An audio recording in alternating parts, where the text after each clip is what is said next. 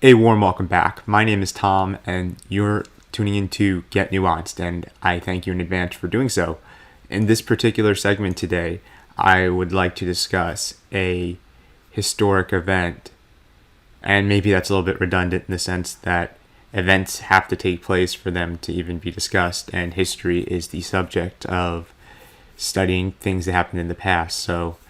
it's kind of a little bit, I guess repetitive, but that's neither here nor there. And in the aim of trying to look at things from a bigger picture point of view as best as I can, and to provide a nuanced analysis of the content and subject matters in which I discuss, which range obviously from quite a variety of different topics, as I've discussed prior, things regarding to subjects and subtopics from international relations to world history in particular, I guess, currently Roman history, and I'm definitely going to expand upon that, and including with the Roman element as well with the broader world history that I'd like to also talk about, and that will range from a whole litany of different civilizations. I think all can provide different lessons worth discussing and having a show on, but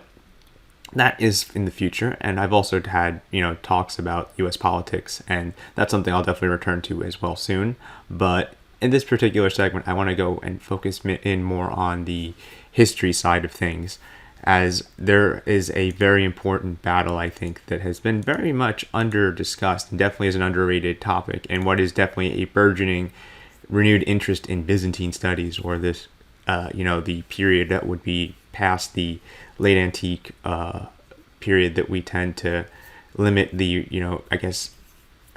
with all the qualifiers, obviously, this sort of understanding we have of a classical age and the ancient sort of knowledge that forms the basis of what we today call, I guess, in the West, this sort of colloquial phrase of Western civilization, which I think itself is an umbrella term and sometimes can do more harm than good, in the sense that it kind of simplifies and in itself is sort of begging certain questions. But I can expound upon that and other sort of gripes I have from a linguistic and semantical point of view in another segment, and I don't want to miss the forest for the trees here. Almost an entire millennia prior to the famous Battle of Lepanto, which took place on October 7th, 1571, which is known for the decisive engagement and subsequent victory which the Holy League had over the Ottoman Empire, which checked the advance and also had fundamentally altered the geopolitical situation, especially on the naval level when it comes to the disputes of that contemporary period. As important and noteworthy are those topics that can be, segued into regarding Lepanto and that period, which was interesting in and of itself and definitely will be discussed in future segments. I think that it should not be lost that obviously that was not the first of the many major naval conflicts that would define the sort of tropes that we hear that sort of try to neatly tuck history into this sort of box where we can kind of look at things in a more binary or simplistic approach. And I always try to avoid that absolutist mentality when it comes to looking at things, and avoiding the sorts of tendency to default around sort of two-sided tribalistic view of good and evil. And I think that that's something where, especially since I have an interest in philosophy and Hegel, whom had talked much about the dialectic of the thesis and antithesis being the sorts of modus operandi for how we structure and understand the outside world and ourselves and our place within it. I think that that's definitely a topic itself that's interesting for another time. But I think when it comes to history and the complexities of the events that take place and our limited availability when it comes to the sources, and obviously even those who have left accounts have had their own biases, and therefore I think it is very much recommended that we all try to take things with a grain of salt, do our own research, but always be open-ended when it comes to these types of things, as they're not as clear-cut as many would try to paint them out to be, especially those who tend to use history as little more than a rhetorical device when it comes to some sort of cynical political agenda that they have, or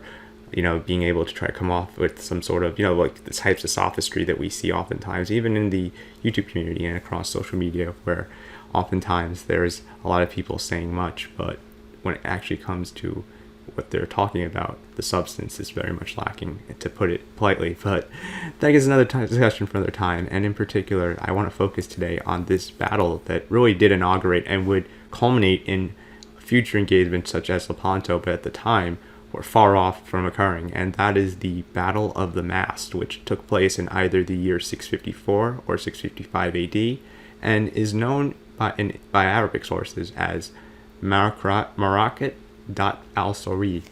and that is known as also as the Battle of Phoenix, as it took place off of the Lycian coast of Anatolia or West Asia, and that is near the area of Phoenice in the part of the Mediterranean Sea, which was also known as Phoenicia, and was also the site of the historic region of Lycia. And that can be talked about another time, as Lydia, I think, or the Lydian kingdom was an interesting civilization itself, and the idea, the famous sort of King Croesus, and the idea that there was this sort of mythological tale where everything he touched turned to gold, and that he was like the wealthiest man alive and whatnot. I think that that's all something that itself can be an interesting discussion, but at the time of these events, those days were long over of when these myths were made, and the times of Lycia being a sort of independent political entity, as it had long become a province, whether you're talking about the Achaemenid Persians or afterwards with the conquest of Alexander in 323 BC, following the sort of divisions of what would become the Macedonian kingdom, and then the successor states, the Diadochus, who were the companions of Alexander that then later fought over his fragmented empire following his death, and the Treaty of Babylon, which was the settlement of Babylon, where you saw these different generals jockey for different provinces, and some to varying degrees of success had laid the framework for what became the sort of political states that would succeed Achaemenid Persia and the Macedonian kingdom, which were primarily the kingdom of the Ptolemies in Egypt, the Seleucid Empire, which occupied much of the areas of Anatolia. Parts of Anatolia were definitely containing independent polities such as the Galatians, the Phrygians, the Lydians, for example, and different groups such as the Carians, who were gradually all being Hellenized at the time and would be during the Hellenistic era, but at that point had their own unique, still individual languages and cultures, which are all worth, I think, a discussion in another segment. But to understand this region and the fact that at this point it had been long a province, afterwards from the successor states of the time, it would then fall into the suzerainty of the Roman Republic and later the Empire through various means of, the ways of the Senate at the time, which had been able to use its growing power to befriend and then come up with various settlements and negotiations, such as having the successors of the original Diadochi, such as the ones who occupied the areas of Anatolia, for them to, after their death, to sort of have their former lands be then inherited by the Republic for some sort of, obvious political agreement or negotiation that would be formed to suit the needs of both parties at the time, but obviously came much more at the gain of Rome and the expense of these different Hellenistic successor states, which after their founders being the ones, who mostly were the ones who gave them their, the capacity to do what they were doing, their successors would subsequently degrade in the quality of their reigns and obviously would end up then being puppets or clients for what became the Roman Empire. And then for centuries afterwards, following obviously Augustus and all the different events in Constantine, you now have this sort of later Roman period, which really, I think, if you want to find a few battles such as Yarmouk, which happened in 636 AD, or even the Byzantine-Sasanian War of 602 to 628, these series of conflicts that obviously are significant themselves and had left both empires, the Sassanid and the Byzantines, or the Romans and Persians essentially, or Romans and Iranians. I mean, there's so many ways you could refer to them, but these contemporary superpowers of the region that had been for centuries jockeying for control and geopolitical supremacy, especially in the areas that correspond today to the regions of countries such as Syria, Iraq, and even more broadly speaking, the Levant and Middle East more as a whole. These conflicts, though, had resulted in a post-war restoration of the pre-war situation, and that really was something that was not, in hindsight, something that you could really, I think, fault these people at the time for, as they had no idea what was going on right actually essentially in their broader neighborhood, as at the time during the life and legacy that would become of Muhammad, the last prophet of the Abrahamic faith, so called, or at least by the believers of Islam as they believe it to be so. And he and his later companions would form what became the Khalifa, the Caliphate, which was this sort of Arabic or Islamic empire, which was at least dominated by an Arabic Islamic elite, but had been then able to essentially conquer much of the known world at the time, similar in these sorts of rapid conquest of those such as Alexander and Pompey, whom themselves were given the monikers of the Great. Muhammad, who today his legacy is still pretty insignificant and will be discussed in future segments, had left his successors and companions with a unified sort of political order with the integration of Mecca and Medina, and then also a religion in the basis of Islam that had all these sorts of incentive structures that were conducive to creating a polity and then conquering as the leadership of the time, at least by the founding of the Rashidun Caliphate,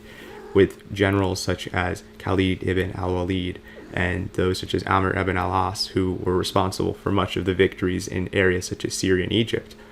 That was something that occurred and would really be all these factors together, decisive in upsetting what was a centuries-long sort of status quo where you had the Persians and Romans fighting back and forth, and at multiple points either of them having a little bit of an edge over the other, but more or less maintaining this sort of status quo, which that Byzantine-Sasanian War, which resulted in essentially a territorial status quo from prior to the war, but internally a weakened state with a depleted military and obviously treasury for both, especially in the sense with the Persians, whom, due to Heraclius after the war, inciting the sort of intrigues that led to the essentially the complete wiping out of the House of Sasan, which had reigned over the Sasanian Persian Empire, which saw itself as a heir to the Achaemenid Persian Empire of Cyrus and Xerxes. This state, which was ruled by the House of Sasan, which was founded by Ardashir I, the unifier, in the 3rd century AD. This family that had presided over the empire was essentially almost all but completely depleted of its male heirs, with a certain Yazdegerd III and his kin actually emerging after the sort of struggles that Heraclius had incited within the court of the Persians. And given, obviously, we are the beneficiaries of hindsight, he did so, I think, at least thinking at the time that it would be a convenient way of keeping the Persians divided amongst themselves and giving the Romans time to sort of, recuperate their sort of, obviously situation where they had obviously had been at the brink of being completely conquered. And during the year 626 AD in particular, there was a combined Avar, Slav, and Persian siege of Constantinople, the capital, and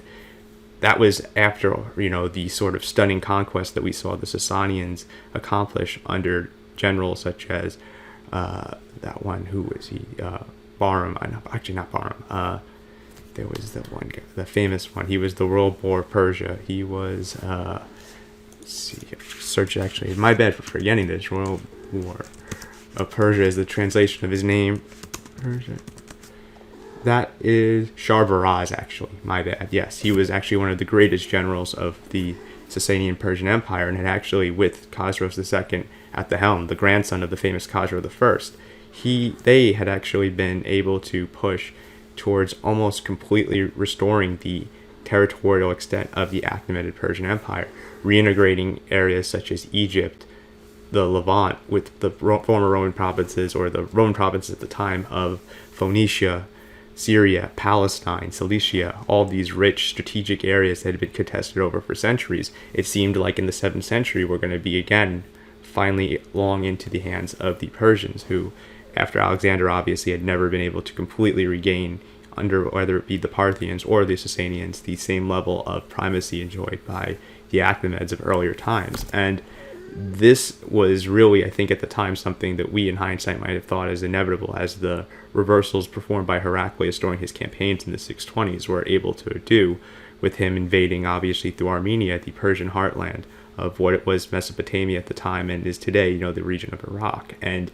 really almost completely put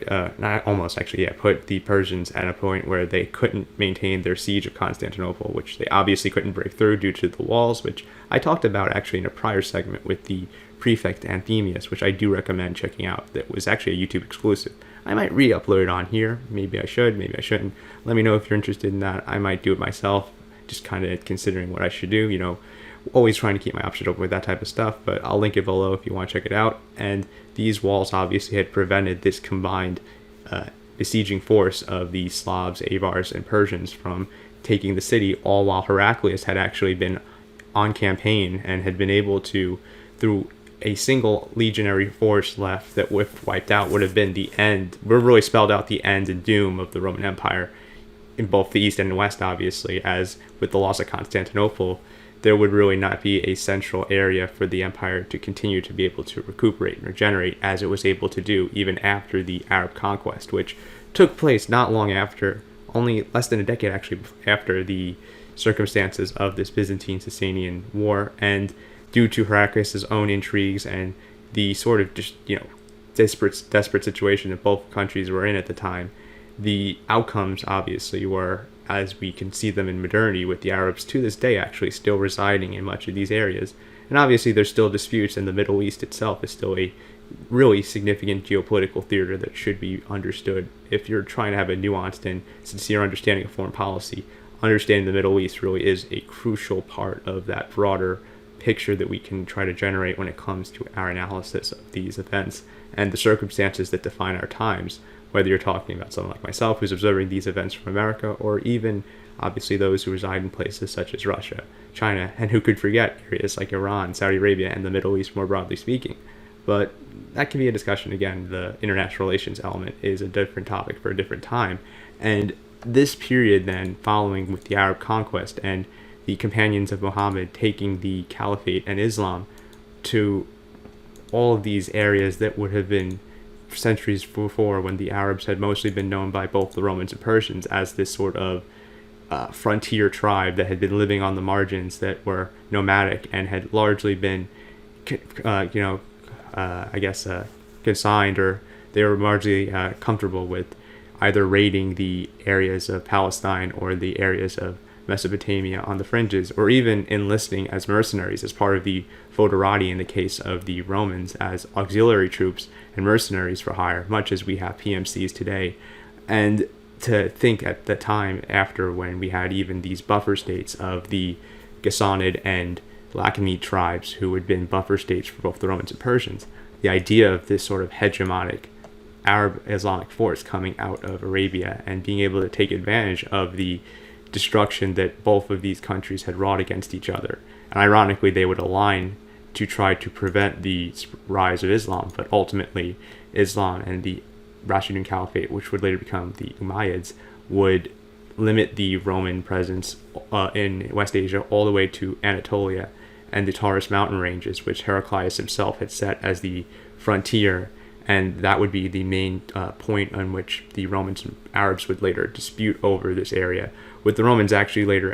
which is going to be an interesting topic I think for another time, under generals such as John Axum, and also those such as emperors such as Nicephorus II Phocas and John I Tzimiskes. They were able to reintegrate much of the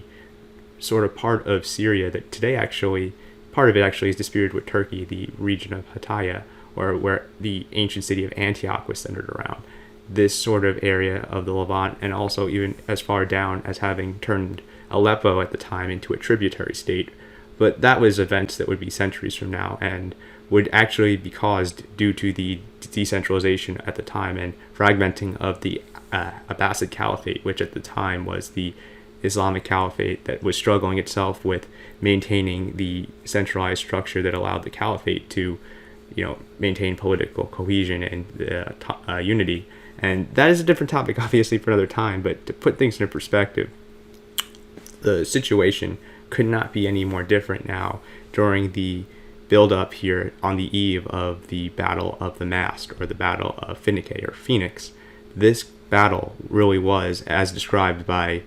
the historian and chronicler at the time, Theophanes the Confessor. He had referred to this battle as being a second Yarmouk for the Byzantines, which really was just a way of saying how badly thrashed the Romans were, especially when you understand the initial sort of numbers and the variables involved here. It really is seemingly a stunning feat, considering the Arabs had only recently integrated the regions in the Near East, such as Syria, Palestine, and Egypt, that would give the Arabs, which had formerly been consigned to the deserts of Arabia, the basis for creating a naval fleet. And fortunately for them, the areas that they had conquered were formerly the sites of many strategic ports, such as Caesarea Maritima,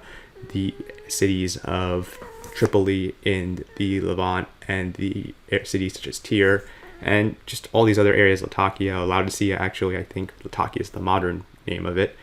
But that gave them access to not only these ports, but the sort of people, the craftsmen at the time who were responsible, as well as the sailors, to make the ships that the Romans themselves had themselves. And prior to this, actually, really, this event, I think, really does mark an interesting turning point in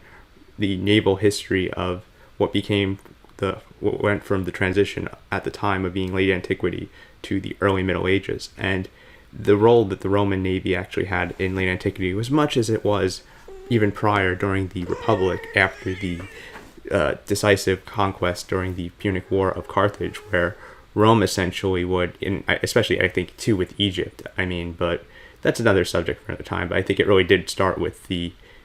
initial presence in North Africa. But that aside, this sort of supremacy that the Romans had, especially having referred to the Mediterranean Sea as Mare Nostrum, or our sea, in the sense that they considered it a Roman lake. And that was one of the primary drives for why Justinian attempted his Renvatio Imperii, or restoration of the empire, which had actually succeeded in reintegrating significant chunks of the former areas such as Roman Africa, Italy, and the rich coastal regions of Spain, mostly around Cordoba and Cartagena. But that sort of thing obviously was temporary and was in the backdrop of all this, and really did show that the Romans had mostly been consigning their naval sort of, operations, which they themselves had always had seen the land engagements as the more significant and more prestigious sort of thing that was worth, analysis of. That's also another reason why we have limited sources when it comes to the composition and state of the Roman Navy at these times. Not limited to just the fact that it was the Byzantine Dark Ages, as we understand it, this period. And there's obviously just a limited amount of sources just because of that. But even besides that, there was, during even the late antique period, where there was a flourishing of cultural activity in terms of literary sources and arts, obviously, there was always that lack of emphasis on the naval engagements, which I think really was a mistake, and something that definitely changed and was altered after the Battle of the Masts, as the Roman Navy went from primarily being a chiefly used force for combating piracy, as they enjoyed supremacy in the area, to now, following the conquest, obviously, of Egypt and the Battle of the Mast, it would then turn this sort of situation in the Mediterranean, which even beforehand in the West was fragmenting and really resulting in different sorts of polities, such as the Franks and Visigoths, among others, having their own sort of stake in the Western Mediterranean. Beyond that, obviously, this was significant for the reason that with the loss of the huge chunk of the Roman fleet, which at the time was consisting of 500 ships and had been, in terms of the casualties and losses, the Theophanes the Confessor, the historian, really did put the situation, I think, very vividly, which he did say upon this event in particular when it came to the outcome, which I'll get into in a second, that he said the Romans were defeated and the sea was dyed with Roman blood. And really, that is just something that really is significant. And the outcome also included the fact that Emperor Constans, who I will now discuss in a little bit, just wanted to introduce the figure, as he is chiefly the person that we're looking at these events and gaining our context from the perspective of, as he is the Roman emperor at the time. And his actual regnal name was Constans II, or Constantine the Bearded, or Constantine Pognatos, which was actually something was still confused up until this point recently with his grandson, Constantine IV, who I think actually was Constantine, obviously. And maybe I think he was actually referred to as Constantine, but was given this diminutive of Constans due to his overall legacy, which I'll get into, but I think really was inaccurate in the sense that he definitely wasn't obviously able to reverse the tide of what really was seemingly, for even probably them at this point, as this inevitable shift in the geopolitical balance, where the Arabs would now turn the Eastern Mediterranean from formerly a Roman lake into a contested region where the Arabs and the Romans would constantly be at odds with the West. Obviously, to a certain degree, these statelets that had formed following the collapse of the Western Roman Empire and the loss of the Eastern Roman or the Byzantine presence that had been maintained following the conquest of Justinian. And there were fragments still that existed up until then. I mean, the Italian provinces that were formerly part of the Exarchate of Ravenna and then the Capenate of Italy would not completely be eroded until the end of the 11th century. I think with 1071 and the fall of Bari, with the Normans, obviously, which is obviously a different discussion for another time, not to get sidetracked, but to put things into context, the situation, obviously, especially in the Eastern Mediterranean, was a kind of microcosm for the broader collapse of the 7th century that was faced with the Persians on one hand being completely annihilated, which I'll have a segment about discussing in a little bit. And I think it is interesting seeing how far the Sasanians had fallen from their previous heights, especially during the peak of the Sasanian-Byzantine War of 602 to 628, where Khosrow II all but seemed like he was about to be among the names of Cyrus and Xerxes in terms of his prestige and his glory, but obviously that was not to be the case, and he would face a rather gruesome end, being shot by arrows by one of his sons as he had to watch his other sons be executed following his failure to get with the going when the going was good and not take a settlement by Heraclius, where he actually agreed to give the former provinces of Palestine and Syria to him. But obviously that would be for this sort of status quo. He attempted to try to grab Egypt and then even gunning for Constantinople itself, with the outcome that I previously described. This obviously is another interesting topic, but when it came to the Roman Empire, to say that they had survived by the skin of their teeth and their empire was really starting to not really resemble what we thought of as the sort of classical empire, and that's where a lot of these misconceptions when it comes to the Byzantine and Roman debate when it comes to these labels and which are the more appropriate and whether either are, there's any sort of negative preconceptions with either. I mean, and that's something I'll definitely get into another segment, as I've said, but this sort of period, I think, does sort of demarcate, I think, neatly, not only the shift in the naval developments of the Roman Empire, but also the more broadly speaking events that had really shown the shifts, obviously, and transition, not only just in a cultural sense from late antiquity to the early Middle Ages and what we understand as medieval times, but even more so the sort of obviously geopolitical situation that would define the Eastern Mediterranean, as well as not just that, but Europe as a whole, as this situation really was significant. And the Battle of the Masts inaugurated centuries of conflict between what we now refer to, I guess, in lack of better terms, as the Christian and Muslim spheres of influence.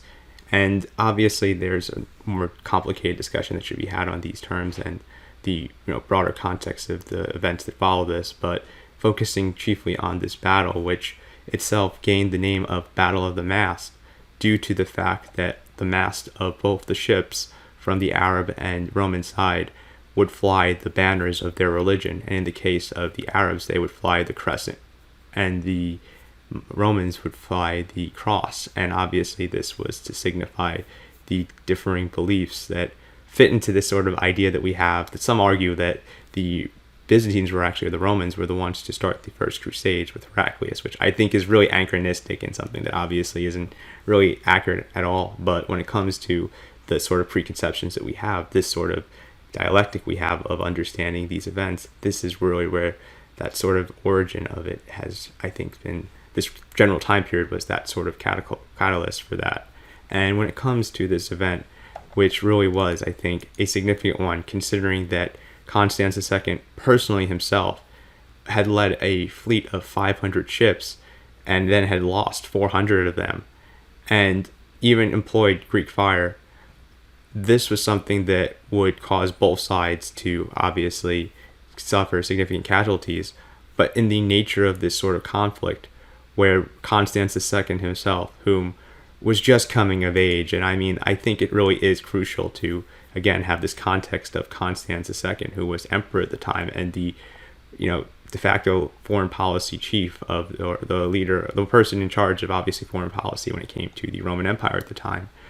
that understand the fact that he initially had inherited the throne or the empire from his son, or sorry, son, his father, Constantine III, who was the son himself of Heraclius, who had began this Heraclian dynasty that would, even after Constance's time, continue to really mold and define what became the Byzantine Empire of the early Middle Ages, or what really is the Roman Empire, but really had developed these sort of stereotypical Byzantine traits, such as being a culturally Hellenistic and Greek-speaking state, but politically and from a military sense, very much a Roman one, and obviously with this sort of Christian basis of how it sort of sees its ethos, and really the ideas of Byzantine political theory themselves are contingent on having this sort of Christian element. And I'll discuss that in another segment, as I do think it's pretty interesting. But overall, this sort of departure from what we originally saw in the classical era as what we believe, I think unfortunately, to be this all-encapsulating view of the Roman Empire being a sort of polytheistic pagan religious state with a Latin-speaking primarily, and that was never always the case. I mean, in the sense that it was never always the sort of, I'd say, in lack of a better term, the situation, considering the fact that the elites from even the days of prior to Julius Caesar were famously, Grecophiles or Philhellenes, those who loved Greek culture and would speak Greek themselves and write most of their histories in Greek. Julius Caesar's last words, "E tu, Brutus," which is actually the Latin variation, were not actually said in Latin. He actually gave it in the Greek tongue, which, I mean, obviously is different, and does contradict this sort of understanding we have of Latin being exclusive to the West, or what was the Roman Empire, and Greek being the language, or Koine Greek, Common Greek, being this language of what we see as the Byzantines or the Greeks. As Westerners, I think it is important to understand these things and to obviously clarify them. And that is another discussion for another time, but is an important one to just keep in the back of your mind when it comes to analyzing these events and putting them into the proper context. And this event in particular, which Constans, who I think very much was a Roman emperor, despite whatever anyone else will say, really was put in a situation where he had just came of age, and his foreign policy really was very aggressive, and he had come of age at a time, much like I think in a contemporary period such as our own. Maybe this is sort of the proto-millennial sort of, I think, comparison that, or maybe Zoomer kind of comparison that some might have, in the sense that Constans II's world, as he became emperor and old enough to really grasp the gravity of the situation, as he initially had been under a regency council led by the Senate and had actually been able to gain the throne and sole rule after Valentius, an Armenian general and former ally of Heraclius, his grandfather, had initiated, with the backing of the public, a coup against his mother-in-law, Martina, who was the niece and also the second wife of Heraclius. And his father, Constantine III, had a dispute between Heraclius was the son of Martina, and one of her sons, as she had many, but the son, Constantine III himself, and Constans II as the grandson, would not actually be from that same mother, and was actually from a woman by the name of Eudokia, who actually was the daughter of a North African or Roman African elite or patrician, whom, prior to Heraclius setting out to obviously defeat Phocas in this sort of intra-Nicene conflict that had resulted obviously after the situation where Phocas had usurped Maurice and ended the Justinian dynasty and started what became this period that led to the Byzantine-Sasanian War, as Khosrow II used this as a pretext for his invasions, claiming that he was going to restore a supposed Theodosius, who was the eldest son of Maurice, that purportedly survived and was under the supervision of the Roman general Narses, that Phocas himself had actually had burned alive afterwards for, going along with this, which the accuracy and the validity of whether this was Theodosius, was he the son or was he an impostor or not, really, it was never really settled. And it was primarily, I think, due obviously to the fact that the future historians were those who were courtesans and had then been reading the sources from the courtesans that wrote those basis for those histories, such as Theophanes afterwards. But these people at the time who were alive were actually, under the patronage of the Heraclian dynasty, with emperors such as Constans II, and then later his grandson, Constantine IV, and then later his grandson, Justinian II, being the last of the Heraclian dynasty before the 20 Years' Anarchy during the beginning of the 8th century and that period, which I'll discuss in another segment. But this period overall would show, obviously, that with their dominance of the culture and obviously wanting to make sure the narrative that was being, recorded in history was painting Heraclius to be the deliverer of the Republic and its salvation from the tyranny of Phocas, as it is sort of, framed in this, I think, really cartoonish version of things as Heraclius, given the context of the situation. And obviously he did succeed in the end, but initially he was little more than a usurper and had, with his father Heraclius the Elder, who was the exarch of Africa at the time, taken advantage of the chaos that Phocas had done, as he was the one who overthrew Maurice, being a former centurion of the legions that consisted of the army of Thrace, that at the time was supposed to be stationed over the Danube,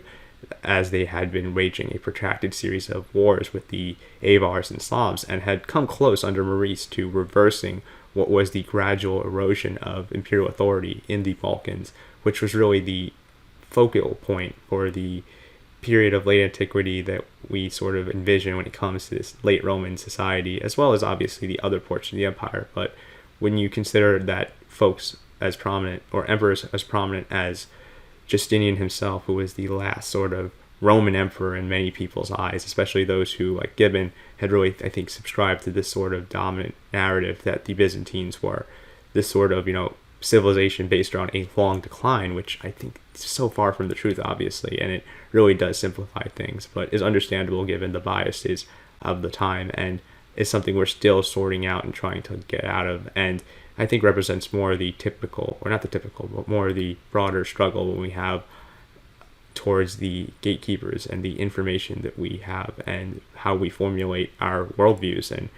our own roles and identities when it comes to the societies we're in and these systems, obviously, as we engage with them, interface with them. But, esoteric philosophical discussions aside, this particular conflict, which really was, and considering the circumstances of the time, with Constans II gaining only under his youthful age, I think of being 13, really, or 14, the sole rule of the empire, and at the time,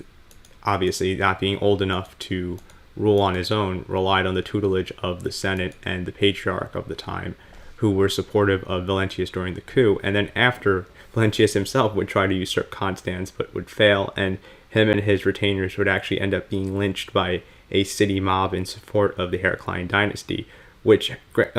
granted, obviously, with Constantine III's, I think, sickly health and death, which it might be a genetic product of actually his mother, who passed and was the reason why Heraclius had ended up forming that sort of incestuous relationship with his niece that caused the consternation of not only members of his own family like Theodore, who he had later had a falling out with his own brother, but obviously also the civil society of Constantinople, more broadly speaking, which were deeply religious and saw this marriage between this man and his niece, obviously, as very much of, saw it with contempt, obviously. And that is something that can be talked about in another segment, but the subsequent events with Heraclonas and Martina being mutilated and exiled, and Constans II succeeding his father who had passed, and being too young to rule on his own, this was the perfect catalyst at the time for the Arabs to really succeed in overtaking what could have been a province that I think could have been, in hindsight, if the situation had been maybe handled differently, especially with the internecine disputes between Heraclonas and his mother against Constantine III and then his son Constans II. If that was maybe potentially ameliorated or sorted out in a different way, in which they could have focused on the events taking place across the Mediterranean, namely in the province of Roman Egypt, which had saw the capitulation even really before a full final battle had occurred with the patriarch and also governor of the province, the Augustal prefect Cyrus, who was the leader of the Melkite faction of the Christians, who were against and were the imperial sympathizers, I guess, or imperial sect that had gone against what were the natives, who were Coptics and Monophysites, which were itself, another discussion when it comes to Christian, the churchology, and obviously the sort of doctrinal disputes, which really were a part and parcel of the Byzantine society, and is one of those stereotypical things we try to kind of understand. We kind of draw when we are familiar, I think, with the sort of popular tropes about Byzantium and the Roman Empire in the East after this period. But that, again, is another topic for another time. And in particular, with this event, Egypt was the site of what was decisively the end of Roman supremacy in the Eastern Mediterranean, with the fall of Alexandria in 641 and the prior defeats at the gateway into Egypt, such as at Pelusium, and the arrogance that Heraclius' generals had after the disaster at Yarmouk in 636, which was formerly known as Hiramax, or at least the river in this area of Syria, and had led to the Levant and these areas around it being decisively lost to the Romans after they had only so painstakingly regained them after fighting with the Persians not too long prior. And Heraclius had lived to see the efforts that he had really taken, a labor of Sisyphus in and out themselves, come crumbling down and completely undone. And his own dying words, I think, from what I've understood, were his denial of being in favor of a sort of solution, this monoenergism, which was initially backed by the patriarch at the time, Sergius of Constantinople, but had been refuted, I think, by the patriarch of Jerusalem, Zacharias, and had then later been rejected by the Pope. These were all events that had just consumed, along with the military defeats and reversals of the empire against the Arabs. It really had broken Heraclius, who himself had undergone an extraordinary campaign and triumph over the Persians only less than a decade prior, but had become, unfortunately, a shell of his former self, and had actually even been too afraid to cross water, developing a phobia of water, and had to be tricked by his wife at the time, Martina, along with his soldiers, to cross the Bosphorus by thinking he was actually crossing a bridge when it was just a line of ships. And really, I think this highlights the absence of any sort of capable leader, which really highlights this sort of general period of collapse. And there was no one at the time that was able to be a competent person at the helm, being either emperor or a general, as the generals at the time, despite maybe their efforts, such as Horatian and Theodore, they had not been able to stem the tides against the superior military strategies and the religious zeal that had inspired the Arab conquest, which, with Egypt, obviously, the loss of the economic hub and the grain supply that had allowed the city of Constantinople to become, and even Rome prior, the super cities that they were, having at their peak at these times potentially up to over 1 million people, and at least 500,000, which for the time were pretty huge cities. And obviously this would prevent the Nona, which had already been canceled by Heraclius, but could have been restored. And this was the sort of grain dole that had subsidized, along with wine, the population, and allowed the classes that were in such guilds that were part of not the wealthiest members of society to sustain themselves. And this itself really, I think, did cause a humanitarian crisis. And the fact that the Byzantines or Romans were able to adapt and adjust and eventually recover, really, I do think is something that shouldn't be understated, and is a significant feat in and of itself, considering the loss of Egypt, which, to not minimize the situation that obviously had led from Yarmouk to the end of Roman domination in the Near East, namely in Syria and Palestine and Mesopotamia, this was still, that could have been regained potentially, and having Egypt would ensure that North Africa, more broadly, areas such as Libya, Tunisia today that were part of Roman Africa, centered around Carthage, this would really ensure that those areas would be protected. And later, actually, not too long after this, the Exarch of Carthage, who I think was, or Exarch of Africa, who was actually the son of Nicetas, who was the cousin of Heraclius, he had actually rebelled due to Constans II, his support of monotheism, and his attempt to silence opposition. And despite being under the tutelage of the Senate, Constans II would adopt a very autocratic approach to governing and would not be very much inclined to deal with dissent, and had actually had a famous dispute with one of the popes of the time. And that is something that we could talk about in another segment, but to give an idea, especially since Constans II was the first Roman emperor in a long time to visit the city of Rome itself and even visit Italy, as his broader campaign later in his life would be to sort of, reinforce the Exarchate of Ravenna, which was gradually being eroded by the Lombards ever since 568. And that situation, which took place with Justin II mismanaging affairs both in the Balkans and obviously in Italy, which caused the Lombards, Avars, and Slavs to erode much of the western provinces that had been so painstakingly only reconquered by Justinian and Belisarius about 3 or 4 years prior. And Narses, obviously, too, was a significant player in that, as well as others, but these are the main people at that time. And at this period, obviously, in 646 to 647, which Gregory himself, who was a usurper and claimed to be emperor, he would actually end up dying a year afterwards in the Battle of Sufetela, as he would attempt to take on the Arabs. And it might have been more than just, obviously, I think the religious differences. It was also the fact that after Egypt being lost, and Constans II, despite being maybe too young to fully grasp the situation, understood as much, considering the economic importance of Egypt to the empire up until that point, as a strategic, not only when it came to the grain, but a sort of base of operations which connected the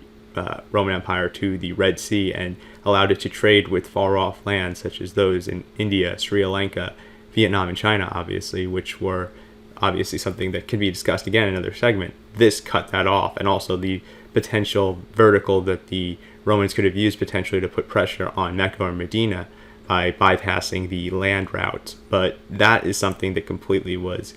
canceled, I guess, in lack of a better term, with the failed attempt to retake Roman Egypt, which after 641 was actually attempted by the Senate and Constans II, as they actually, understanding the gravity of the situation and attempting to, ameliorate this loss, with the ending, culminating with this Battle of Niku, the forces under a certain general named Manuel, who was an Armenian, I think a companion of Heraclius, he would, with a fleet, attempt to retake Roman Egypt, and that would start with a successful storming of the harbor of Alexandria, which would temporarily allow them to reoccupy as the Arab troops had fled and tried to go and call for backup. And they were even able to go as far as retaking parts of the hinterland of Alexandria, and potentially, since Alexandria could be resupplied by sea, this could have potentially provided the basis and starting point for a broader reconquest. But unfortunately, culminating with the Battle of Niku, the Romans had gotten way too overconfident and would suffer a decisive loss, causing the general, obviously Manuel, to have to retreat, and that would allow the Arabs to retake Alexandria. And following this, actually, especially I think prior, there was already a tendency, I think, for them to want to do this, especially if you look at other regions too that had a similar strategy. But when it came to managing the provincial centers, Alexandria being on the coast and open to the Eastern Mediterranean, and with the geography of Constantinople allowing them to quickly do what they just did in 645, the Arabs had then decided afterwards to relocate the capital of the region of Egypt from Alexandria, which was easily accessible and could be raided by the Byzantines, as they would later do so for areas such as Damietta. And that is something, obviously, that was something that, if could be avoided, would be a great option to go down. And that inspired the creation of Fustat, which later would become the modern city of Cairo, and is obviously the new area that the Arabs would use to govern Egypt. And this would begin the gradual push west to the areas of ancient Cyrene, the Pentapolis, and the parts of Libya especially, which would really put so much pressure on the Exarch of Africa, that I think that was a huge reason why he also rebelled. And following, obviously, Niku, the Romans really would never be able to retake Egypt. And it was a pipe dream that something even as far as hundreds of years after, during the reign of Manuel I Komnenos, he actually, during the 12th century, would try to cooperate with the Crusaders of the time and retake Egypt, actually. But that was something that clearly was not, doable. And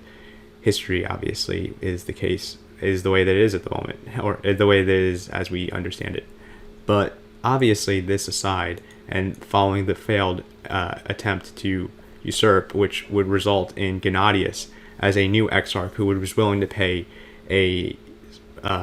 tribute, I guess, in lack of a better term, to maintain his position, and I think would later rebel but fail. Constans II would be considering his situation without Africa being detached from the land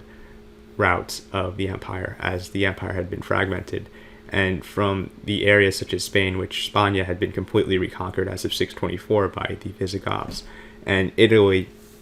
actually later in his life, being visited as a way of rallying people and the flag and ensuring that the former holdings that really were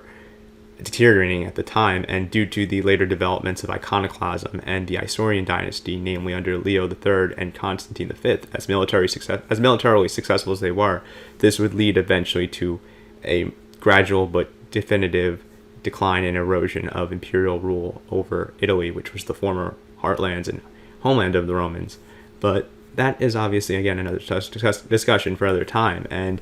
as much as Constans II might have later in his life looked toward Sicily, even considering relocating the capital to Syracuse, and was purported to be one of the chief architects of what became the new military system, the themata, the theme system that would replace the former Roman legions and would reintegrate and redefine the Byzantine military structures, and would allow for the gradual reintegration of the areas that, like Syria, which were, or Armenia, namely, that had been taken by the Arabs, and to be able to reconsolidate in what would eventually be the height of Byzantine power. The stunning recovery that would take place over the centuries after the Battle of the Masts and the 7th century, more broadly speaking, culminating with the apogee of the empire under Vasil II, Bolgonatatos, which is the Greek word for the Bulgar slayer, the epithet that he had gained for his success over the Bulgarians in his campaigns against Tsar Samuel at the time. But that is little consolation, I would think, even if it could have been, despite it can't, obviously, this being hindsight, have been known to Constans II and his immediate successors. As a young man in his 20s, having come of age during a time when his society was on the brink of what seemed like to not just him, but the entirety of the Roman polity as a complete and total collapse, and potentially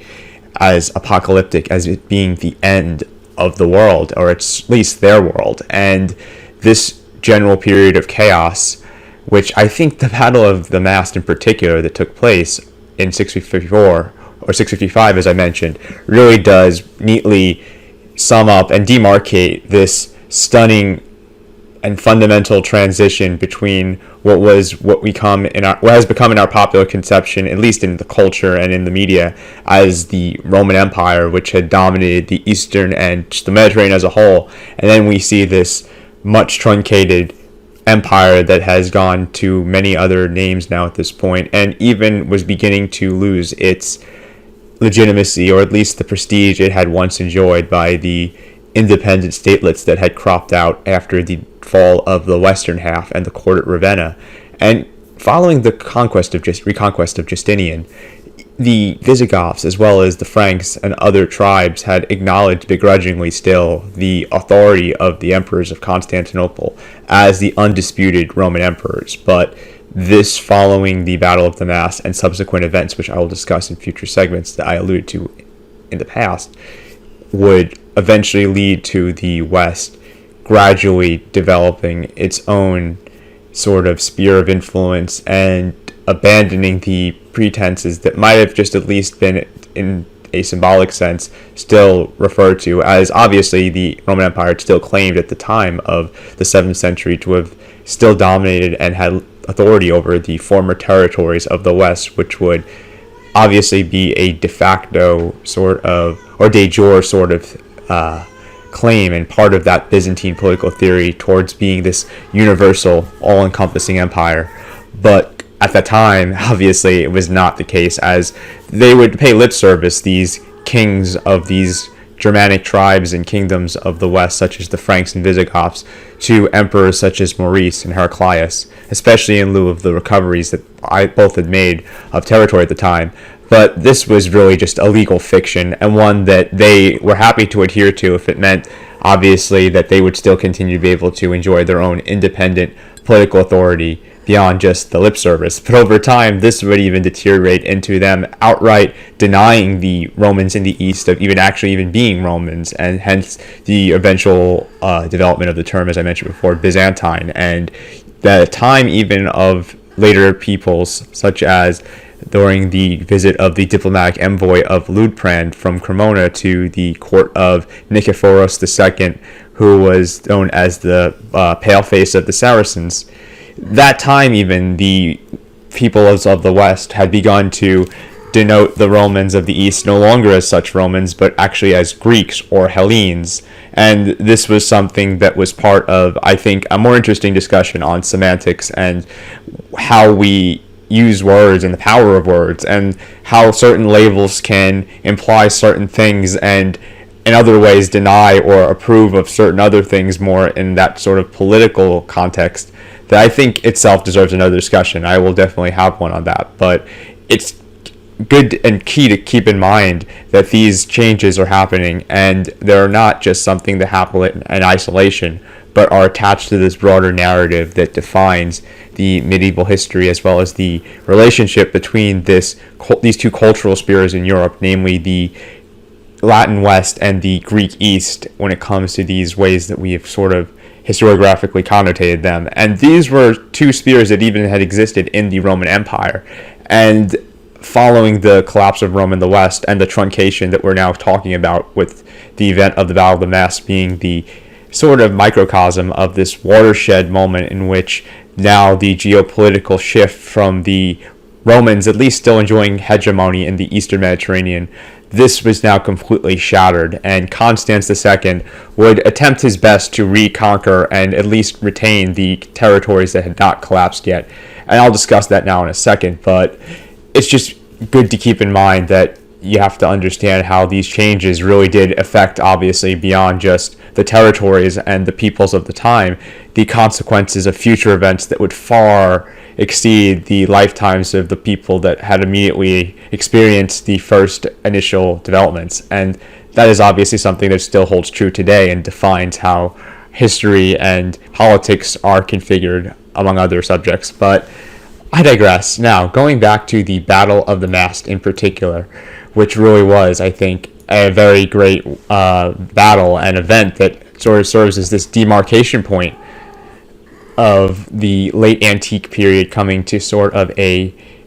end with a bang, I guess, and the beginning of this early medieval period, or early Middle Ages as we refer to it. So,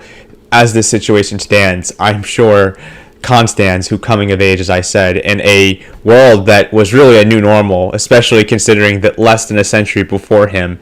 emperors such as Justinian and even Anastasius I and his uncle Justin had been able to rule over a truly multi-continental superpower, and rivaled with the Persians at the time, which had been destroyed, actually, their state by the Arabs, as I mentioned before. They really had been able to set the agenda and unilaterally make decisions, as in the case with Justinian's reconquest of the Vandal kingdom in North Africa, and as well as the other sorts of reconquest made. And that really was something. Now, the Emperor Justinian, I think he really did serve as one of the last emperors to be able to exert such authority. And he really also did, even in a religious sense, embody the Caesar or papism that was this policy of the emperor being, Christ vice regent on earth, being the secular and religious leader of the Christian world, and even just the world as a whole, as they viewed it as this universal empire, as other ancient imperial states such as China, India, and whatnot have had similar sort of aspirations and claims, at least in their political theory, and makes for another interesting topic for another time. But for Constans, I'm sure that the illusions and propaganda that were able to obviously have an effective range across what they were attempting to do when it came to influencing the zeitgeist at the time, they didn't really mean that much to him, as he was looking at this sort of situation from the military standpoint. he knew that desperate times had called for desperate measures, and the age, obviously, of the palace princes had not only come to an end with Maurice and then his grandfather Heraclius, but this point now, the tradition of military leadership from the emperor was embedded, and Constans II himself would lead the fleet, as I mentioned before, in the Battle of the Masts himself, and would actually nearly be killed for his troubles. And Theophanes the Confessor even had, and I think this is apocryphal, but considering that I don't think he had actually visited Thessalonica yet, he had even had stated in his history that the emperor had a dream where he actually predicted his own defeat against the Arabs, because the word Thessalonica, he actually was visiting the city at the time in his dream, but the word in a similar sentence could equal to Thessalonican, which means give victory to another. And that really, I think, could have been either an apocryphal harbinger, or maybe even just something that maybe could have actually happened, but the odds of which, I mean, this seems rather extraordinary in itself. Let's just say, for the purposes of accuracy, I would be willing to wager the former, not the latter, but the difference really is a distinction that doesn't need to be mentioned, as the outcome really was that, in the sense that Constans would lose this battle. And the situation really was an upset, considering that the Arabs had only recently conquered the Near Eastern territories that would give them access to the coast and the strategic ports and the access to the craftspeople that had formerly been a large part of why the Roman Navy was this hegemonic force that it was. But that would now no longer be the case, and soon not only would this be the case, but the grain shipments that originally had been able to, as I mentioned before, provide this cursus annona and the grain dole, which allowed cities such as Rome and then later Constantinople, the New Rome, to be these mega cities of the ancient period with populations peaking at over 1 million each. This was something that not only would not ever be the case again, but the grain shipments would then go towards cities such as Damascus and Medina and Mecca, the new seats of influence and power for the Arab Caliphate or Khalifa.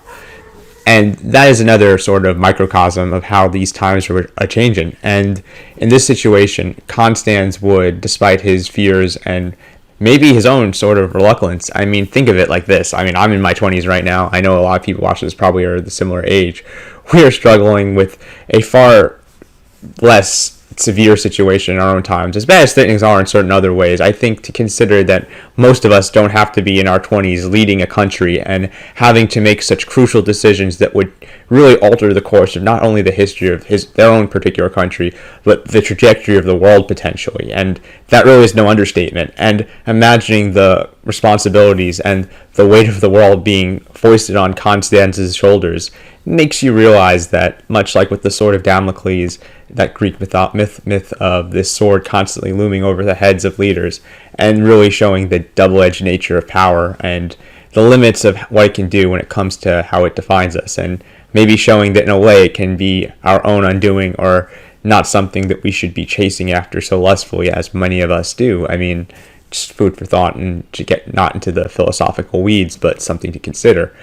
And with Constans, I think it really should be that we commend him for his bravery and his willingness to act in an outright autocratic but decisive capacity. And excuse me 1 second, my chicken pot pie is in the oven and it just was finished, so sorry for the beeping in the background. 1 moment, please. Again, sorry about that, just had to stop the oven from beeping. Now back to the meat and potatoes of all this.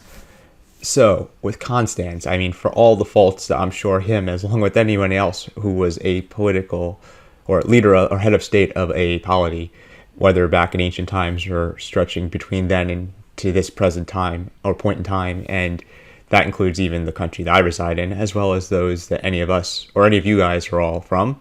But I think regardless of those caveats and that disclaimer, the situation that he had dealt with really was a labor of Sisyphus, and one that really could be one I think that many of us would not want to be in. Neither would we be able to overcome the overwhelming adversity, or maybe we could if struggle, provides that sense of strength, and the resolve obviously would need to be there as well. But it's something that really is difficult to wrap one's mind around as someone who is interested in these historical subjects, but couldn't imagine myself being foisted one day waking up at the head of this sort of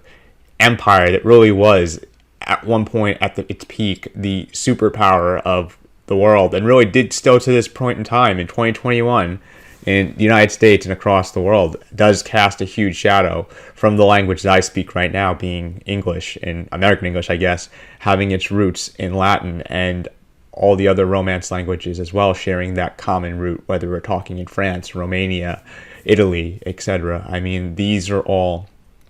languages that have a history to them, obviously, and that goes towards the study of linguistics and anthropology, which are some things that I will definitely touch on, but are not my field by any stretch of the imagination of being those I would be comfortable saying I'm an expert in. I mean, I'm just another dumbass on the internet here who just so happens to have an interest in history, and I really would love to definitely have discussions if any of you all are interested and have better knowledge on those. So provide feedback if need be, or if you want to do some sort of collaboration, you can always contact me over on social media or through my email. But that aside, when it comes to the situation here with Constans, again, coming back to the main man of the hour here, or 2 hours, depending on how long this podcast is, he was the grandson of Heraclius and had been thrust into this position after intrigue that he had been able to survive, as I mentioned before. And by the time he was now of, I think, 24 or 25 years of age, not too far from my own age, he found himself in a position where he would need to lead his troops, the sailors of the Roman Navy, into what became this Battle of the Masts. As I mentioned before, I think it is named so because the cross and the crescent were the emblems that were the embedded on the sails or embroidered on the sails. Not embedded, I mean, that's more of a digital, I guess, sort of term that would be more apt, I guess, if this was talking about some sort of event in the 21st century. But that aside, lack of better terms, the circumstances here with this battle really did have huge repercussions and is worth further discussion in the future. But there has been plenty of evidence that, as I mentioned before, the Arabs, as part of why they were able to be victors in this circumstance, were also because the naval bases that were not only in Palestine that they had gained, and Syria as well as Egypt, but there's also the ones that they had gained from the conquest of Sasanian Persia in Iraq and Iran. So they were able to employ those and the skilled craftspeople that were formerly the architects of much of the naval and military, as well as just civilian infrastructure of those provinces when they were a part of the Roman and Persian empires, respectively. Now the Arabs had access to those and would be able to definitely make use of them. And there also was, by the way, a decay and decline due to the territorial losses and the reorganization and only recent recovery prior to the Arab conquest that the Romans had made from that prior conflict with the Persians. There was definitely, especially in a time where deficit spending, where unlike in today, where in the America I live in at least, there is now this bizarre but interesting trend now of the government, whenever in a financial crisis, whether it be 2008 or 2020, despite contrary pleads of austerity from the insincere and oftentimes conniving political class that we have, where they just, one moment they'll be saying, can't deficit spend, we gotta treat the government like it's this household budget, even though that really doesn't make any sense. Anyone who has even a cursory understanding of modern monetary theory or has read even a little bit of Keynes or just how economics works and has observed the recent political developments could understand how full of shit that sort of contrived argument, really, if you could call it that, has been. But when there's times where it demands or there's an incentive or these different sort of political interests in the United States want to, whether it be the sort of folks from the Chamber of Commerce, Wall Street, the different lobbies that we're talking about, whether it be pharmaceutical or any of these, different oligarchic and corporate interests, which is worth a discussion, again, from U.S. politics for a time. They have the fortune of living in a time where fiat currency is the name of the game, and it is not backed by gold, but the credo, the confidence that we have that, the U.S., with its continued monopoly over the trade routes and the economic system circa the 20th century and the implementation of the Bretton Woods model for how we, configure the world economic system, such as through institutions like the International Monetary Fund or the World Bank, which, again, another discussion interesting in itself for another time. The Romans, though, as powerful as they had been, were living in a time, as well as with their contemporaries, where they didn't have this luxury, and they had to have cash on hand in order to maintain the bureaucracy that governed the empire, as well as these various institutions, such as the different armed branches of the military, whether it be the legions and then the themata, or the Navy, which at this point was suffering, I think, from a lack of upkeep and was never really, in the classical period, as I mentioned before, a force that was used for anything other than to prevent piracy. And really, in contrast, the medieval Roman Empire, this Byzantine or Eastern Roman, depending on which terms, which are again another discussion for another time that we can have on them, this period would be actually one where some scholars even still argue that could make for a Thessalocracy, or a maritime empire of sorts, I mentioned, which the Navy had far more of an important role, such as in the reconquest of Crete and other sort of key areas of the Mediterranean islands, such as Cyprus, which is still an interesting geopolitical spot as of our own times, and also was used to raid the coast, whether of Egypt, such as Damietta, or the Mediterranean in the Levant, and also was able to provide the resupplying of the various coastal holdouts across, whether it be the Balkans, the Italian peninsula, and just the areas that were, despite maybe their hinterlands being completely eroded from political control from Constantinople, were due to the fact that these were walled fortifications that were accessible by the sea routes, whether it be through the Adriatic or the sea that was the Aegean. These ships were able to then resupply and keep these areas as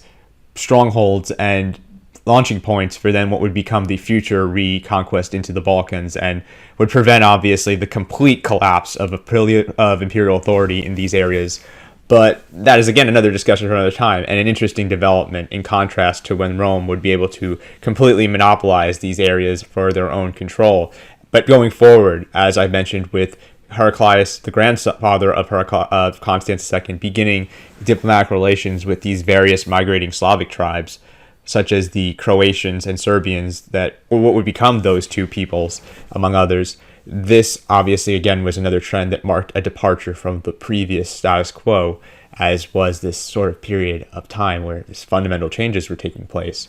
And Constans II would be one of the architects for what became the theme system, as I mentioned before. And part of his initiatives were also to try to reconquer parts of Armenia, and as well as, obviously, lead this fleet, which was not necessarily, for him, unfortunately, it didn't turn out to be the best decision, as he was, as a young person, often can be impulsive, and decided to rush into combat and didn't put his ships into formation according to the sources. And despite now the Arabs, obviously, knowing very little of naval warfare, were actually expecting him to crush them in a single assault, especially considering the history and the prestige that the Roman military had enjoyed. Mind you, the Battle of Yarmouk obviously was a stunning, decisive battle and upset, as well as this Battle of the Masts. But in between, prior, and even after, the antiquity and the continuity of the Roman state really was something that had a level of cultural prestige, and could arguably be considered a form of soft power that definitely would be increasingly used in lieu of the lack of hard power, especially as the empire now was in a far more defensive position than its classical predecessor, continually being pressured by the various frontiers and having obviously been completely splintered and no longer being this sort of hegemonic force, but would still figure out ways to adapt and survive and eventually enjoy periods of recovery and renewed prosperity, which in and of itself is interesting considering the proportional magnitude of these sorts of events, in which some of them could have really been a death blow and had been for previous and even future states that were not as sophisticated or have not had the privilege or luxury of enjoying the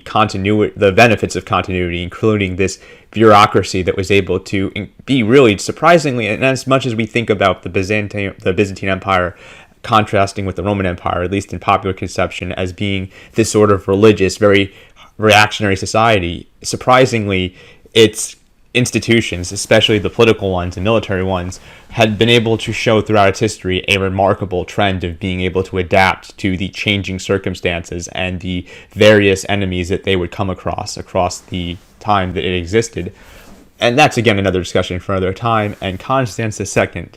really, I mean, for all this sort of esoteric discussion, probably would have not felt like he was in the position to have to listen to any of my tripe or anyone else's, as he was the one at the helm. And during this conflict, as I discussed on the sea, he had decided to just dive first hand into all of this. And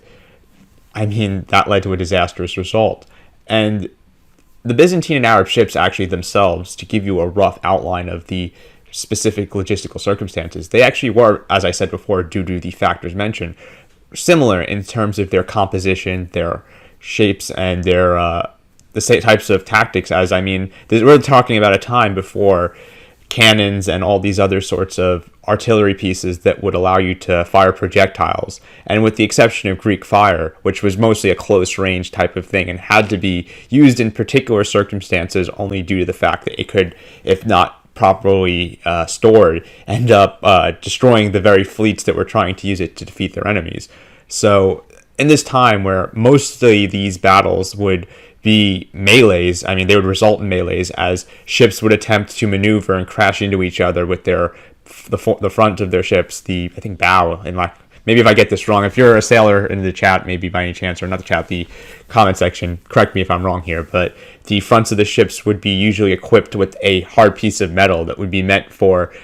much like a battering ram on land or some sort of besieging weapon, be used to ram and then either board the enemy ships in an attempt to fight hand to hand, and obviously either try to commandeer the ship or defeat the enemies on it at least. This would end up obviously being the case here as well, with this bloodbath happening, and the Arabs would actually connect their ships like a bridge to the Roman ships at this time, and that would lead to a one-on-one sort of melee between the sailors and the Arabs, who were able to then take the initiative. And even though they expected to have potentially been, defeated by the Romans, they were able to come out as the victors, but both sides would suffer significant casualties. And the emperor himself, I mean, he had almost been killed and had barely escaped, according to Theophanes the Confessor, who again is the source I've been mostly referring to, as there's been others like Sebios, but I think his account is actually pretty good, all things considered. And I'll talk about historical narratives and the positions, and I think the analysis and the grains of salt we should take when it comes to historiography and the scholarship of the time, especially the primary sources, as we don't want to fall into taking all of it at face value. And as great as Gibbon was in his monumentous Decline and Fall of the Roman Empire, his taking the sources at face value was something I think that can lead to some of the misconceptions that he had, especially on Byzantium, which is again another discussion for another time, worth its own particular report on. But when it comes to these events here and what happened, obviously, and, just the hard outcomes and painful truths, especially for Rome, of the 500 ships with some of the finest sailors and marines in the empire, only about a handful of them survived, and Constans himself had to exchange garbs or clothes and actually give his imperial regalia, the crown and everything, to a common soldier who had volunteered to spare the emperor his life, as anyone wearing those outfits were going to be specifically targeted, much like in World War II when officers would have certain sort of distinguishers like medals or whatnot, which would put them especially at risk of being sniped. In this case, Constans II would switch and wear the clothes of an ordinary sailor who would volunteer to take his place on the imperial flagship, and his body would then be thrown onto another ship that would make the escape. Unfortunately for the imperial flagship and the brave soldier who would swap places, both of those would go sinking to the bottom of the deep. And yeah, I mean, talk about a rather ignominious end to a battle that seemed, at least from the initial onset, as a foregone conclusion for the Romans as a victory, but turned out to be a decisive defeat and a huge victory for the Arabs. One of which, fortunately for the Romans, that they were not going to capitalize on due to the outbreak of the First Fitna, I believe, or the civil war in the Caliphate, over the succession. And this would lead Muawiyah to actually give a treaty with Constans for a peace, a short-term peace, which obviously, considering the following two sieges, or at least the 717 to 718 siege, as the second one, the first one between 677 and 678 during the reign of Constans II's grandson, Constantine IV, that was one which has been speculated by those such as Theophanes as not potentially being not Theophanes, other future scholars, as Theophanes did claim the siege took place, but future scholars would claim, actually due to new evidence that was revealed, of which I will link in the description below, that the battle of the siege at that time really was just a bunch of raids, and that the actual serious siege really that was as the decisive one, comparable only to the Western European battle of Tours between the Franks and the Arab Caliphate after it had broken into and conquered the Visigothic kingdom of Hispania, or where modern day the Iberian Peninsula, where modern day Spain and Portugal are. These two battles, which I'll talk about again in another segment, I mean, their own topic, worthwhile for a coverage that I think that, obviously could be something in and out itself, as I said before, for another topic, another video, my bad. But I think keeping in mind these things, obviously, it still is important to bear the significance of the Battle of the Masts. And now this led, obviously, to the Arabs being able to be a significant contender on the Mediterranean and actually be able to take over Cyprus and Rhodes and other key islands and have a situation where the Byzantines would be forced to have a sort of condominium or contract with the Arabs, which would split their influence and control respectively, and be able to split the yields that Cyprus had provided, which previously was only part of the Roman Empire. And that obviously, again, shows the change in the geopolitical circumstances here, with the Eastern Mediterranean now being a battleground between the Arabs and the Romans for centuries to come. And this battle really did begin and usher in the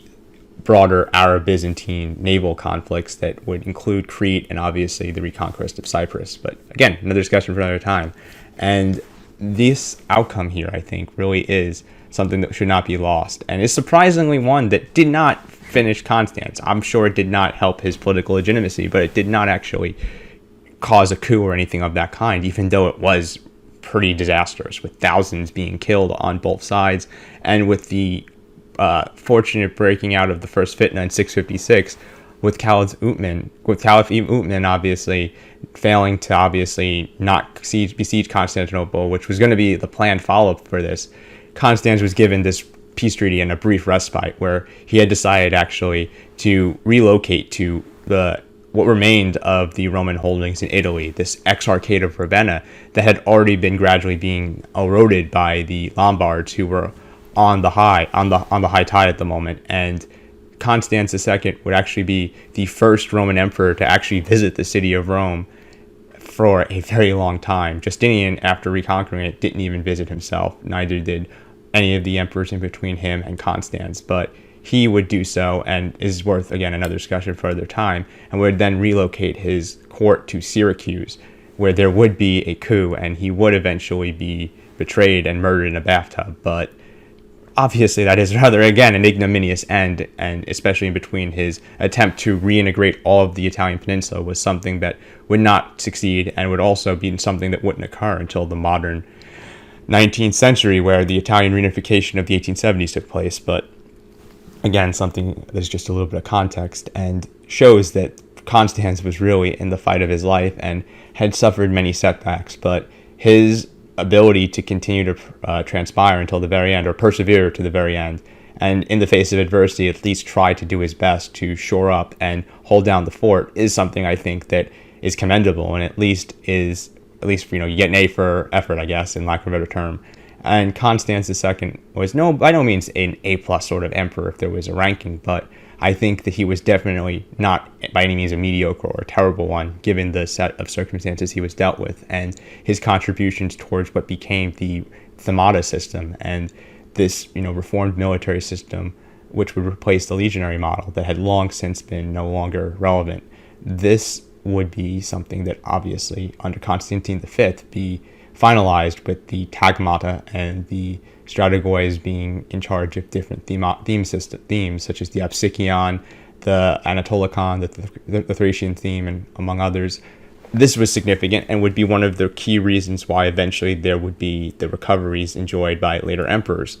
But for Constans, obviously, who was murdered, that might have been very little consolation, but he was very key to this process, and he will be further discussed in future segments. But this was, obviously something that was a time, a battle that represented a broader trend, and the times that they were living in obviously were uncertain. And it's unfortunate that there isn't as much other sources or other primary sources available, given that this period was just one that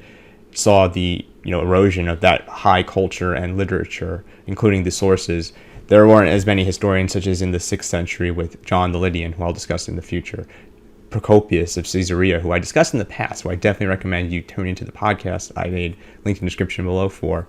as he himself was a very interesting figure. And even at the time, there was others such as Jordanes and others that would contribute towards the literary the richness of the late antique period and the literary culture. But this period saw a huge scarcity in contrast less than a century later, due to the collapse in many ways of the social, political, and economic institutions and that status quo that had formerly been enjoyed, which really is encapsulated with the ending of the grain dole and the complete downsizing of the empire, as well as with the imperial capital, which was depopulated, and the Heraclian dynasty would have to repopulate due to not only the conquest and the lack of the grain dole, but obviously the recurring outbreaks of the Black Death, or not the Black Death actually, the plague of Justinian that originally took place in 541 and 542, but it wouldn't be until 756 that the waves of reoccurring death and obviously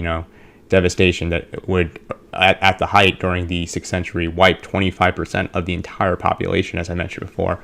out of the Ottoman Empire, and was definitely a huge factor in the failure of the full reconquest of the West, and then the subsequent struggles that would be incurred in the future. As you know, beyond the human cost and the manpower, from the political perspective, the lack of taxpayers and viable people to join the armies and the increased reliance of these foederati would be another sort of negative factor that would indicate towards the circumstances that were what happened in the 7th century.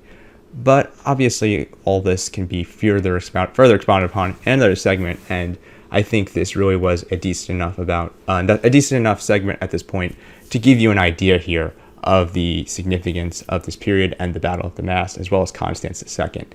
And fun fact, actually, right before I fully finish all this, as I definitely think that this is something that we'll bookmark and come back to in a different point, as this period really is one of my favorites when it comes to Roman or even just history in general, as I think it does have a lot of lessons that could be parallel and applied to those of us today who are trying to navigate the political and historical circumstances of our own times. But I think it's really interesting to say this, as I mentioned before, this exchange made between the Romans actually and the ancient Chinese of all people, as at this period the contemporary Tang dynasty was reigning over ancient China. And in the Old Book of the Tang, actually, and New Book of the Tang, there was actually mentions of several embassies to a Fu Lin, which was the translation in Chinese of Byzantium. And previously, ancient Rome was referred to as Jia Qin, or the other great China, with this conception that there was a China in the East, the China that was writing the histories here, and then the China of the West, which was for them this Roman Empire that they sent embassies to, but for them they saw as this like a reflection of their rule, and was this sort of broader sort of affirmation or confirmation of a universal order. As at the time, as it is today, China referred to itself as Chongguo, or the Middle Kingdom. And this was a similar sort of universal empire and ideology, or at least from the political theory standpoint, this idea of universal empire that would be shared with the Romans and even obviously the Byzantines. But in this Book of Tang, they equated obviously the Daquin Emperor, or the Roman Empire, with this Fu Lin. And in 643, actually, an embassy was sent to the king Bodo Li, and that actually was Constans II himself. It referred to Constans Pognatos, which was being Constantine the Bearded, as Constans actually was a diminutive of Constantine, and he was actually known at the time as Constantine, as that was, the name of the founder of Constantinople, and would be an imperial name that would actually be used for plenty of future emperors to come. But that factoid aside, he was received an embassy from the emperor of the Tang dynasty at the time, Taizong, who bared gifts such as red glass to him, and obviously sent those diplomatic envoys from as far as China, which really goes to show you how interconnected, both from an economic sense, considering the Silk Road, but even from just the political sense. And coins can be found littered from Japan, Vietnam, and China from ancient Rome. And there's actually been remains of Eastern Asians in places as far off as Roman Britain, dating back to that time, which really makes us wonder, and if anything, regret the lack of further, sources and information on this. But it shows how small, really, at the end of the day, the world has always been, despite maybe our conceptions to the contrary sometimes. And it's interesting to also see that they were even very descriptive about the specifics of what were happening at this period when they visited right after, or at least what happened right after. And the histories mentioned cursory descriptions, obviously, of the walls of Constantinople. I mean, these were iconic and really would come to symbolize not only Constantinople, but the Roman Empire itself. And at one point would be the only thing keeping what was left of the Roman Empire around until 1453. But again, another discussion for another time, as I think I did discuss it before, but we'll definitely talk about it again in regards to the sieges of Constantinople that took place. But they even mentioned how it was besieged by Dashi, which were the Arabs of the Umayyad Caliphates. And they even mentioned Muawiyah, which was Muawiyah, who was the governor of Syria at the time. And this was before he became caliph, actually. And he forced the Romans to actually pay them tribute. But let's leave the further expounding, as we just got to the 1.5 hour mark of the podcast, for another one sometime soon, as I definitely plan on revisiting this subject. And hopefully you all enjoyed so far this particular segment on the Battle of the Masts, as well as the historical context I had provided, primarily around the reign of Constans II, who unfortunately is being left at this point reeling and obviously about to suffer an ignominious end, but nonetheless was a key and contingent part of the eventual reform and recovery of the Roman Empire and the broader circumstances involving the Arabs and Romans as they now vied for the supremacy in the Eastern Mediterranean Sea, as well as the east and the fringes of Anatolia near the Taurus Mountains, in which was set up by Heraclius as the frontier, which would continue to be so for centuries to come.